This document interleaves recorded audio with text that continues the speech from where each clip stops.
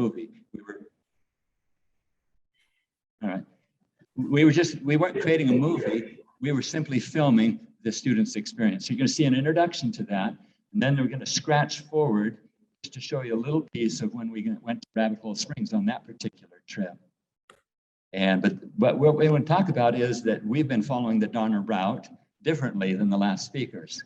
We've immersed ourselves in it. We've slept in it. We've seen it, and we've had the storms of it. All right? So I appreciate that.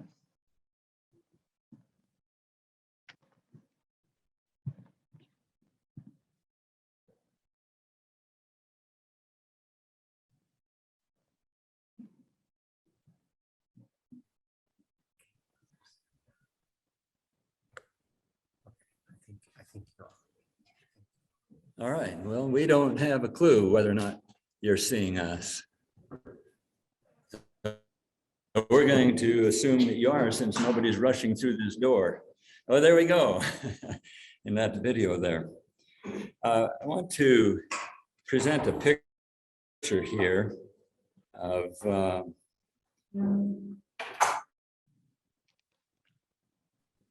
photograph you may all recognize by Albert Bierstadt. Very famous. It's in the Western Expansion Museum in St. Louis. I asked my students before they take a trip to look at this picture and tell me what it means to them. And I generally get an idea of something like this. Oh, that's beautiful. What a beautiful sunset. That's so peaceful, so relaxing. That really makes me look forward to a trip. But when the students, when I ask them again after a trip, I say, what does this picture mean? They start noticing the bones. But let me just sum it up to you this way. One student said this: as he was on the trail, he looked over, the sun was setting. He says, now the pain begins. I'm going to ask Anne-Marie to come up here. Anne-Marie, the first trip that Anne-Marie took was her 7th grade year. So we're moving this around. So Anne-Marie, what were you doing to prepare for that trip? I heard so many great things about Mr. Vixie's wagon trip, and I was super excited. And I watched all the Leave Independence videos just because I wanted to see what it could be like. And my brother went on a wagon trip and he enjoyed it. And I was also really excited for it and looking forward to it. Yeah. Mm-hmm. And so you went, and how'd that turn out? I hated it. I was never going to go ever again. Yeah. Came back super sad, cried for days. My parents were really concerned. Yeah. And you didn't want to talk to me. I didn't want to talk to Mr. Vixie. Yeah. And can you think of one or two things that led to that? One of my classmates brought food on the trip, and Mr. Vixie tells us not to bring any food because we have everything that we need, like the pioneers would have had. And so we got in trouble, and it this was at the beginning of the trip, and it really kind of set the tone for the rest of it. And I felt like a failure, and Mr. Vixie was really disappointed in me. Yeah. Then this happened. Fire in Paradise. And the 20 wagons that I owned looked like this, and now I was down to none. One day we were also going now to school in a room, something like this. I mean, we just were refugees in a room. And one day Anne-Marie came to me and she asked this question: how much does a wagon cost? And I said, Anne-Marie, you hated the wagon trip. Why would you even ask me that question? Even though I hated it, I wanted other kids to have the opportunity to go on the wagon trip, just because, it's a once in a lifetime experience. And some other kids really enjoyed it. And I think you just learn a lot about life on that trip. Yeah. So I said to Anne-Marie, you can look up on the internet. There's wagons for sale on the internet. And what'd you find? My cousin and I were looking into it, and she found some wagons. They were $12,000, I think, and that's not even all of it. That's just like, wait, how much? Just a box. Yeah. Yeah, the box and the wheels. Yeah. And then when you found that out, what did one of your classmates say? Oh, one of my friends said, Mr. Vixie, if it costs so much, like, why would you put it in our hands? You must like really value us to do that. Yeah. And that's true.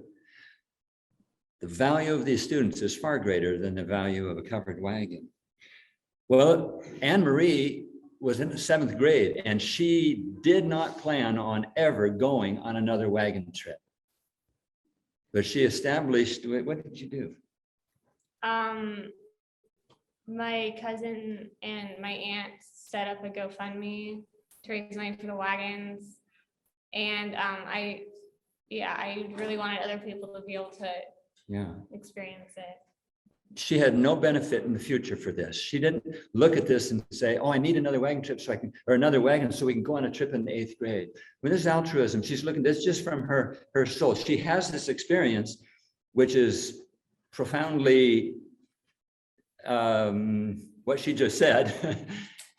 And she wants wagons for somebody else, never planning to ever go on another wagon trip. Well, when she was in 8th grade, she wasn't going to go. And then what happened? Mr. Ricks came to me and, you know, he like wasn't putting any pressure on me to like go on the trip. And what did you say? Yeah, I said, if you want to go, it needs to come from you. Right. It's okay with me either way, but I don't want to put pressure on you. Yeah. And you decided to go. But I asked you, how will this be different? What do you want?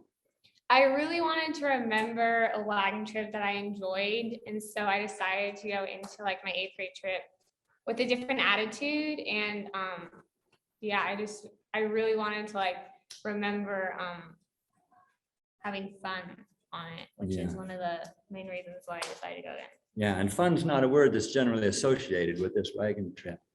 So she decided to go. Yes, and before she went, actually at the end of her 7th grade trip, Anne Marie painted that painting. Now, the trip that she had taken in 7th grade was on Goose Creek, and Helen Hankins was on that trip, and Connie Jacobs. Well, her 8th grade trip, she ended up there. And we were crossing the salt plains of the Hastings Cutoff.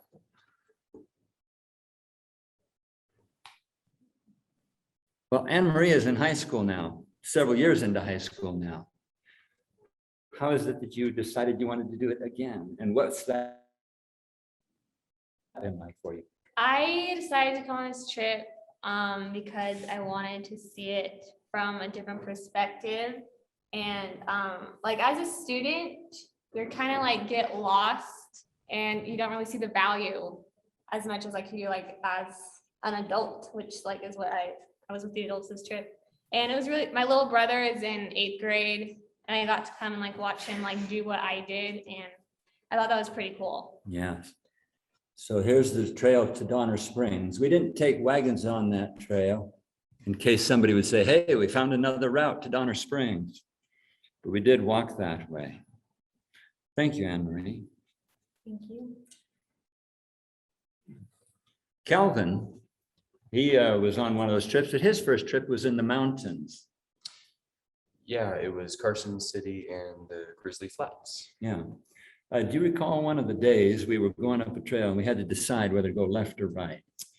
I do. We were going up west and we come up to this crossroads and we had to go left or right. And right at the time, it was downhill, smooth road, and it looked pretty easy from where we saw. And the left one looked uphill, rocky, and you couldn't really, it was going to be difficult to go up. So after, it was like about an hour of deciding with all the group, we finally decided to go down the right way, the easy way first, in search of water and camp. And then we went down and didn't find any water and not really good place to camp. And it immediately went uphill after out of sight of the where we had decided. And then the next day we had to carry water a long ways, didn't we? Yeah, we carried water all the way with us. So the next day, The next day, Mr. Vixie pulled out a nifty little journal of his and said that people before us had made the exact same decision and gone right and not had any luck with finding water. Yeah. And they had to go back and turn left and go a couple of yards, and there was water. you woke up in the morning, I said, take out a shovel. Where'd you find water? Just right underneath. Right underneath it. So they were trying to decide to go left or right at this fork in the road. It forked east or west. They chose to go east, away from the setting sun. The next morning I said, which way do you want to go? They continued east to the rising sun. They didn't know they were going east or west. They just thought that was it. We came to a highway and I said, watch that car go by. You know where that car is going to be in just 3 seconds? Where is it going to be? Wasn't it where we started? They'd made a circle. And when we got back to camp, I found a diary that had been in, that was in one of the publications, either by Trails West or by OCTA. And it said, I think it was 1852, we were on the Carson route, turned off on the Grizzly Road, which is what we had done.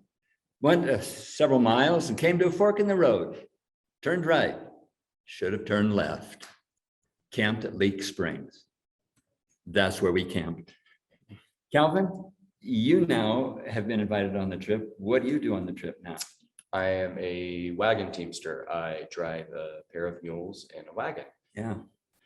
Because I watched Calvin on the trip and he would handle this. He just would go and be with the mules. And one day we went over a cattle grate, took about An hour and a half. to go over a cattle grate. And he was handling those mules. And when it came time to hook up, he just took off and hooked those mules up. And I saw some character and some virtue, not just in that, but just in the way that Calvin handled himself. Thank you, Calvin. Come on up here, yeah. This is Ian. Go ahead. Tell us about the trip we've been on. We were 65 miles. What did we do? We walked a lot and washed dishes a lot and ate bread a lot. Yeah, tell me what you told me up there. So for lunch every day, we would have something called pilot bread, which is a flat kind of hard piece of bread that you would call a cracker. It doesn't look anything like bread. And you would put, we would either have some cheese to spread over the top, or we would have refried beans. And as I was eating that, I was eating the last bit, I think it was yesterday, on my last lunch with that. Thinking for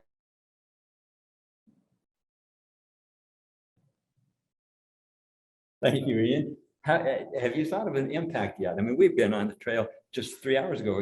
Has there been an impact yet? It makes me very thankful for dishwashers.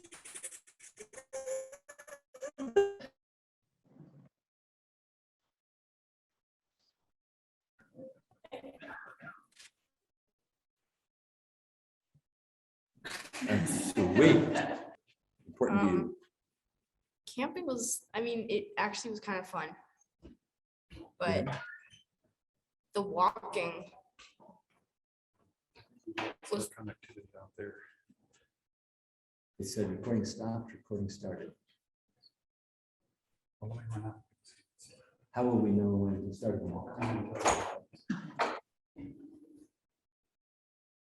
We hear you in the audience.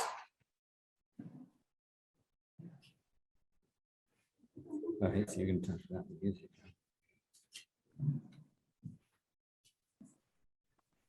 Okay.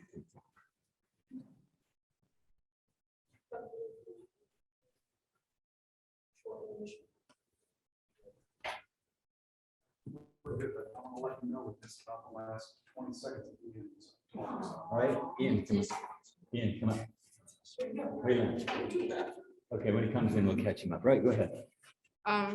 Talk about the music. yeah, when we were riding the wagon, and sometimes walking too, I would play my concertina, and a lot of the kids really liked it actually. And I was kind of surprised because I only knew 3 songs. Yes. Well, let's hear one, or at least a part of one. While he's getting that ready, you remember they said there's a lot of walking?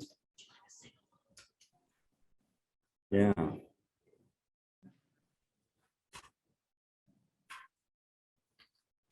You see the students walking in advance. Got ready? Stand back where you can see, they can see the concertina right here. Right there. Yeah.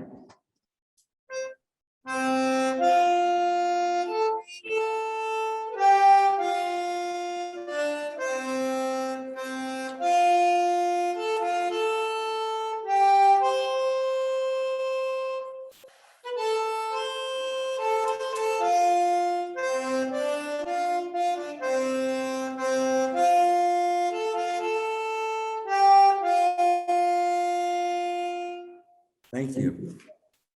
This concertina, you can go next. This concertina was a gift from a gentleman who was helping at the California Trail Center. We volunteer there often, and it was a gift to Jackson's brother, and now Jackson's playing it. Step on in here. Tell us something about the trail that you experienced. I think something that was really hard was girls' clothing because we have to wear dresses, especially with long sleeves. It would get really hot, and like while we're walking, it's really hard.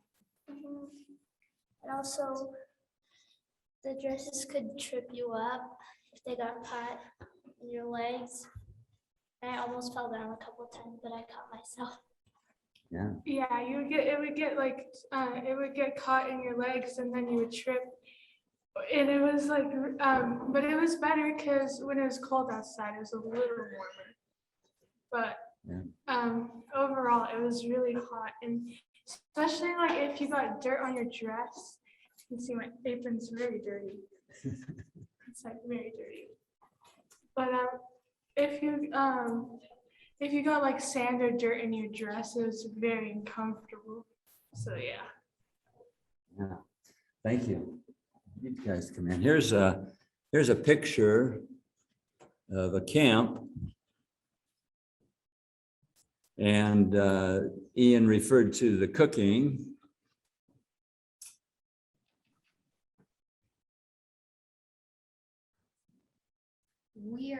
He's Kason and I'm Keaton, and we're going to tell you about how the last wagon trip, which was in the mountains, was easier than this wagon trip, which was harder, which was in the desert. so in the mountains, we went to Humbug Valley, and most everywhere there was a nice gravel road. And here in the desert, it was all sandy and harder to walk. So yeah, it was much harder here in the desert. Mm-hmm. And also at Humbug Valley where we went, it was there was a lot of steep hill and it was pretty hard to get up. And most of the terrain that was in the desert was pretty flat, which made it a lot easier. All right, thank you. Carson? Let me show you, is there somebody who's going to talk about that? Okay. All right, go ahead, Carson. Okay, so the food was like, it was pretty plain most of the time. There's no flavor. We would have to always make it handmade from scratch. Just really wasn't good.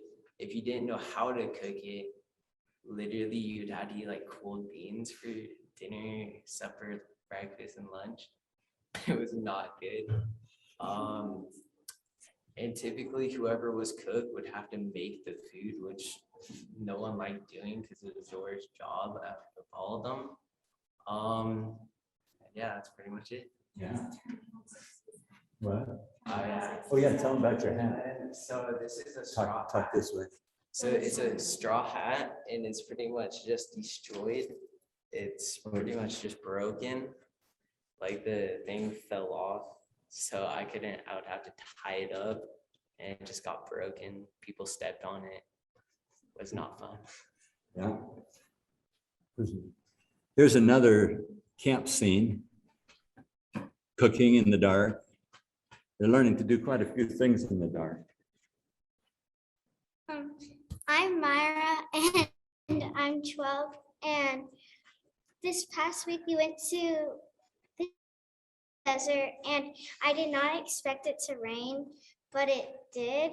And we were like, I was about to drive in the wagon and then we heard thunder and lightning and we saw these big dark clouds coming. And so I had to hop in the back of the wagon and there was like 6 or 7 people in the back and it was really crowded and you could just see people running in the mud and trying to get in wagons. And it was pretty fun and kind of scary. And when the mules walked in the mud, it was really slippery. And when the wind blew super hard, like it felt like the wagon was gonna tip over. And yeah, and it was pretty scary, but fun. And yeah. Let me show you a few pictures here of what she's referring to. So we saw that coming.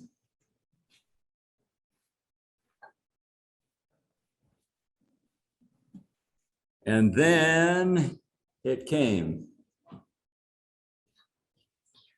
Everybody scrambled inside. And we either had the choice of the mules to just stand or the mules could go. And the wind was blowing so hard. Oh, that one's going to want to change. I don't think I can get it. Sophia, come here a minute, please.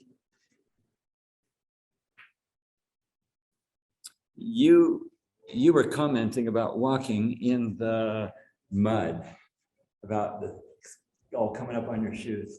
Oh, so when we were walking in the mud, it was super muddy. So it felt there was like, it felt like there was like 100 pounds of mud on our feet. So it was really hard to walk and like it was really frustrating. And it wouldn't come off unless it was like dry. So yeah. Yeah. Does anybody here have some beauty or some wonder that they're willing to share? Come on up, come on up. And like right after the rain, we saw a really big rainbow and it was really pretty. Then we walked after. And this other day it was sprinkling and we saw a rainbow after and we were singing a song about thunder and stuff, like, well, not about thunder, but it had the word thunder in it. And right when we sang that part, it started thundering and stuff, and it was really cool. Thank you. And it was everything. So there's some of the beauty that we lived under. All right, here's a nice picture. This was a lunch stop. The Donners would have been thrilled for that, wouldn't they? Anybody here want to talk about that lunch stop where we found that animal there? Yeah, Ian, come up. They missed a part of your thing. You might have a comment about this too, since you were talking about lunch. Oh, But tell them about that, the last part of your thing, about the prison food and about. yeah, so. Oh, dishwashers, yeah. Yeah, Mr. Vixie was asking me how, now after, being done with the trip for, I don't know, 18 hours, how if I've started to appreciate what I was eating, at the time, and I haven't learned how to appreciate it then, but it does help me appreciate dishwashers quite a lot. And about that picture, to put that on, like we just about everybody ate the prison food with full passion because we were working hard and didn't eat all that much. And to put that into perspective, I'm not really a pickle person, but I was able to walk right in front of that dead animal and eat a pickle perfectly happily.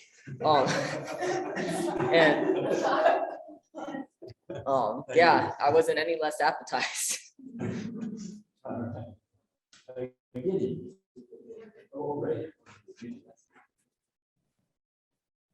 I'm Gideon.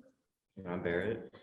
So when we were the start of the wagon trip, we had to get all the wagons and pulling them behind the trailers because we couldn't move any of the cars because the mules were attached. So we had to go through soft sand, and everyone like started rolling their ankles because it was like super soft. And getting it all done, it took us to about lunchtime and after until we could finally get on the road. And continuing off of what Gideon said, like Houston and Keaton said, last wagon trip, I was a student with them back in the mountains on the Humbug Trail.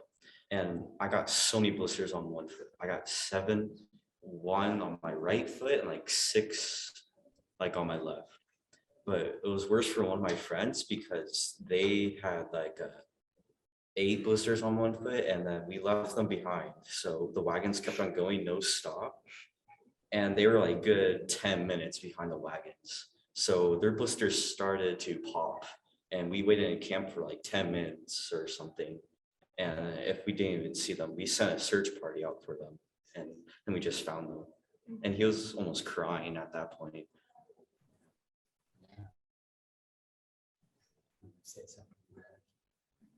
Great. Oh, and I was really grateful for when we hit stops next to that carcass to eat, according to Ian, prison food. And again, I'm unlike Ian, a pickle person, so I ate almost the whole jar by myself without a problem. Yes, thank you, Gideon. So here's some of the scenery we saw.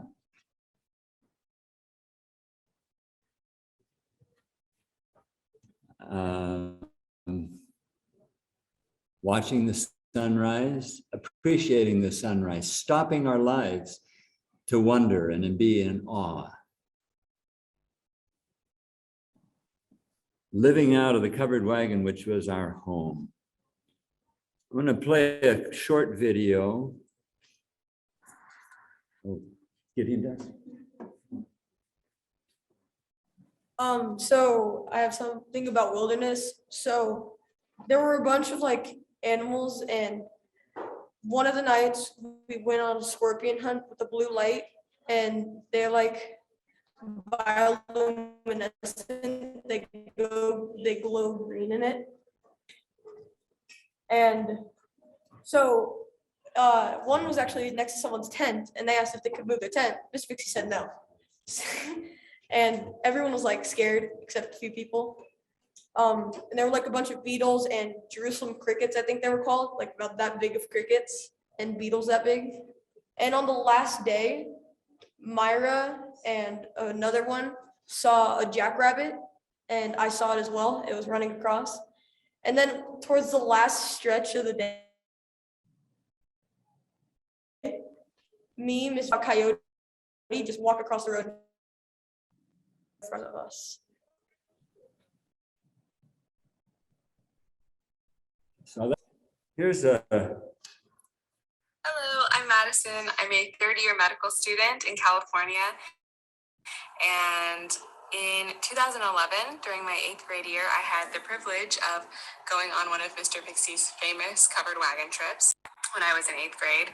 And it was really the experience of a lifetime. I'm kind of a city girl, and it was a steep learning curve, learning how to work with and take care of large animals like horses and mules and oxen. And actually, during halfway through the trip, one of the mules stepped on my foot, and my toe became super swollen with blood. And my mom had to poke a hole in the top of my toenail with a red hot, kind of like opened up paper clip. So it just kind of burned through my toenail, and geyser blood shot out, and a lot of pressure was relieved. And I got to ride in the wagon for the rest of the day, which sounds maybe luxurious when you've been hiking all day, but it's actually pretty bumpy, not super comfortable. But that was just kind of a fun, notable experience from our 9 days and 100 miles that we had covered. I think that I learned a bunch of lessons on that trip, but one thing that has been really applicable to me in my current adult life, I suppose you could say, is that it's really important to not undermine your leaders and to give constructive to make their leadership more effective. And so when Mr. Vixie would pick us up, or broken leaders for each day or each, few days, sometimes certain leaders were better than others and needed less, advice or coaching or whatever. But there were other leaders who made being a follower pretty hard. And it was easy for me to talk poorly about them behind their back or criticize them behind their back. But that never worked out well. And so I finally learned that it's so important to because leading is really difficult, and that's something that I've definitely carried with me even today, working on medical teams and things like that. Ultimately, I just want to say thank you to Mr. Vixie and then all of you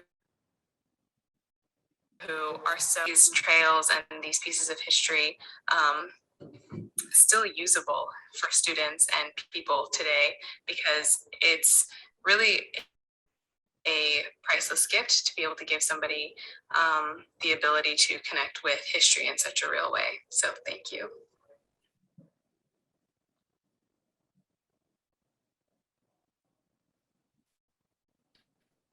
All right, we want to end shorts. Let's see if I want you to look at that trail that we were on. We had that view several times. And we want to sing. I'm going to pull this camera away, but we're going to sing a song. All right. I think I got the whole crew in here, right?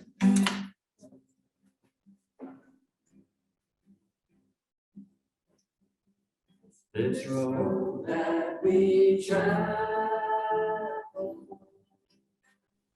may it be the straight and narrow, or give us peace and grace from you. All the nations are with our voices we raise still higher. God give us peace and grace from you all the day through. So our students will be out in front of the convention hall here for about an hour after this program. And our whole class would like to say thank you, OCTA, for setting up this whole trail experience for us. So everyone, round of applause.